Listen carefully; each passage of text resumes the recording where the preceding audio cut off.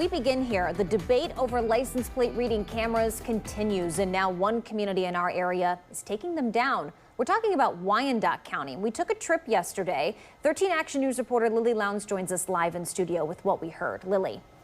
Good morning, Claire. Wyandotte County's sheriff is defending his decision to remove flock license plate cameras, even after supporting them earlier this year as a tool to help with criminal investigations and missing persons cases. Sheriff Todd Fry says he's pulling all 16 license plate readers after hearing concerns from residents on both sides of the issue. The cameras were meant to help deputies track suspects and find missing people, but Fry says his office will go back to the investigative tools it used before flock. Here's some resident reaction.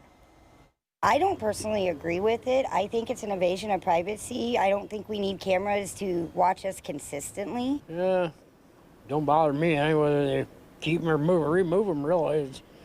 I don't know what the flock cameras really are for, but... What are these cameras being used for? Well, there is a flock transparency portal. You can see that right there next to me. It shows you some success stories about how the cameras were used to solve investigations in your area.